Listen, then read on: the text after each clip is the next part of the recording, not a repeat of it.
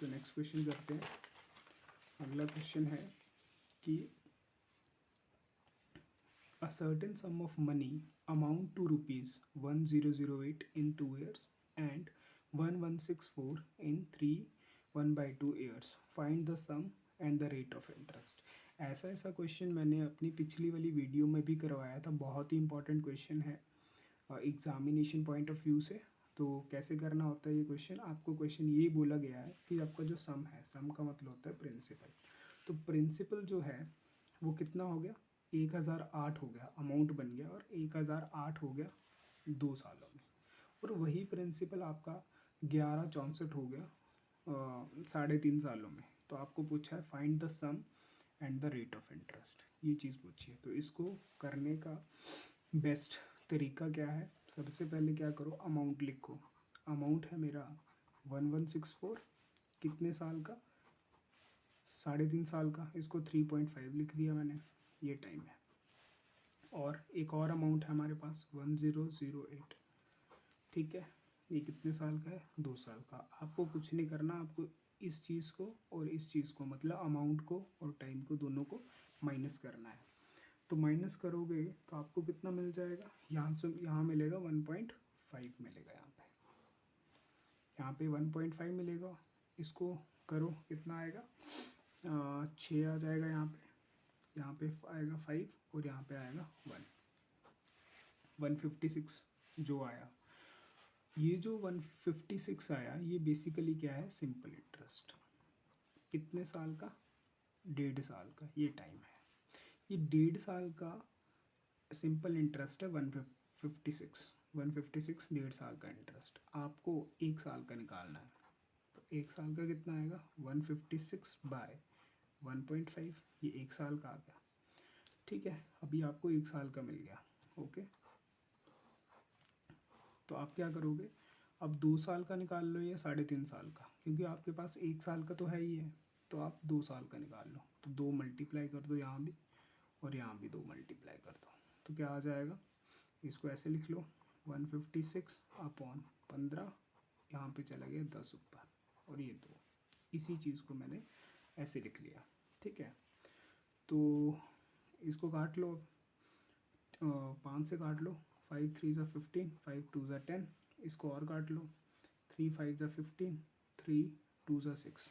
और ये 2 साल का आपका इंटरेस्ट बन जाएगा क्या, 2 इंटू 52 इंटू 2। तो कितना आ जाएगा, 52 इंटू 4। और इसको आप सॉल्व कर लो, 4 2 ज़ा 8, 5 4 ज़ा 20।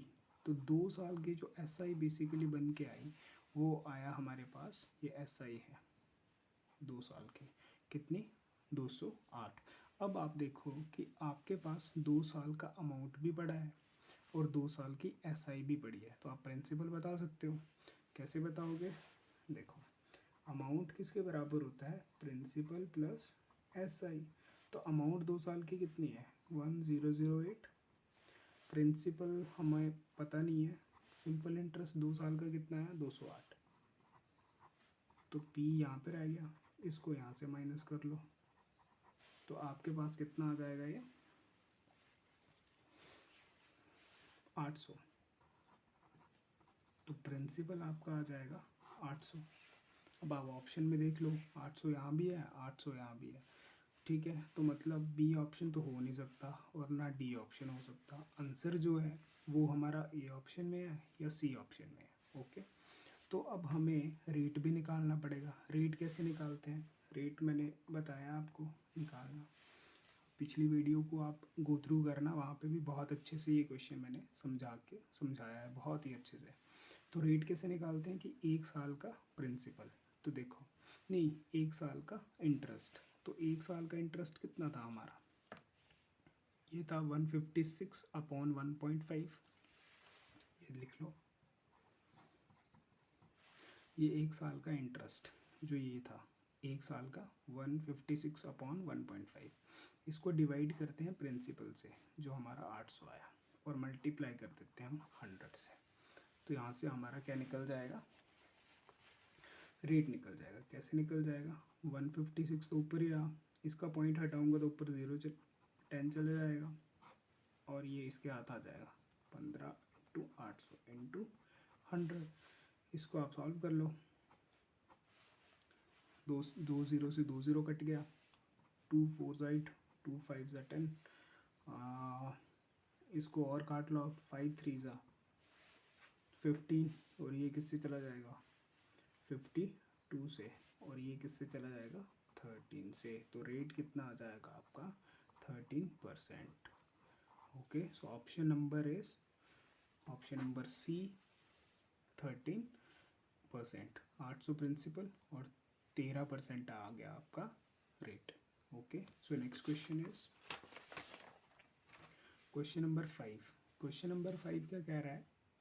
क्वेश्चन नंबर 5 कह रहा है कि a sum of ₹800 amount to 900 B, कि प्रिंसिपल है आपका 800 और ये इस पे इंटरेस्ट लग के ये बन गया 920 लग गया, तो ये बन गया हमारा अमाउंट। ये मतलब अमाउंट कितने सालों में? 3 सालों में, at simple interest. If the interest is increased by 3% then the amount will be. क्या कह रहा है क्वेश्चन कि हमने 800 रुपया लगाया और 3 साल के बाद वो बन गया 920 बन गया। ओके, सिंपल इंटरेस्ट पे। पर अब क्वेश्चन ये कह रहा है कि अगर हम इंटरेस्ट को बढ़ा दें, कितना परसेंट? 3% उस इंटरेस्ट को बढ़ा दें, तो बताओ भैया कि नया अमाउंट कितना आएगा। तो कैसे करेंगे? सबसे पहले हमें इंटरेस्ट या रेट निकालना पड़ेगा पहले। ठीक है, यहाँ पे थोड़ी सी गलती मैंने क्वेश्चन में कर दी है। यहाँ पे इंटरेस्ट नहीं है, यहाँ पे आएगा रेट, कि अगर रेट को बढ़ा दे 3% तो बताओ अमाउंट क्या आएगा। सो आप इसको रेक्टिफाई कर लेना अपने हिसाब से। तो करते हैं क्वेश्चन। क्या है क्वेश्चन? प्रिंसिपल हमारा 800 है और ये अमाउंट बन गया 920। ठीक है, तो हम ऐसा ही बता सकते हैं। कैसे बताएंगे? अमाउंट का फॉर्मूला होता है प्रिंसिपल प्लस SI। तो अमाउंट है 920, प्रिंसिपल है 800 और SI बता सकते हैं हम कितना आ जाएगा 920 माइनस 800, तो ये बन जाएगा SI which is equals to 120। तो SI मिल गया हमें 120। ठीक है, अब हमारे पास SI भी है, कितना 120। हमारे पास प्रिंसिपल भी है, SI भी है, तो हम रेट निकाल सकते हैं और टाइम भी दे के रखा है 3 साल। तो रेट निकाल लेते हैं हम। रेट कितना आ जाएगा? वही अपना SI का formula P into R into T by 100। ये बार बार फॉर्मूला इसलिए लिख रहा हूँ ताकि आपको बिल्कुल क्लियर हो जाए, ये क्वेश्चन बिल्कुल क्लेरिफाई हो जाए पूरा। ओके, पर आप जब एग्ज़ाम में करोगे तो इससे फास्ट करोगे। तो SI कितना हमारा 120, प्रिंसिपल कितना है 800, रेट अपने को निकालना है, टाइम 3 साल ओवर 100। 2 ज़ीरो से 2 ज़ीरो कट गया और रेट कितना आ जाएगा 120/8 इंटू 3। ठीक है, ये कट जाएगा 40 से और ये कट जाएगा 5 से। तो हमारे पास रेट कितना था पहले 5%।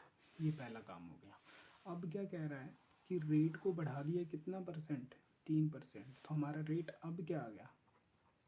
नया रेट 8%, क्योंकि 5 में 3 बढ़ाया है। क्वेश्चन में कहा है हमें कि 3% बढ़ा दो, तो हमने बढ़ा दिया 8%। तो अब बोल रहा है कि अमाउंट कितना आएगा।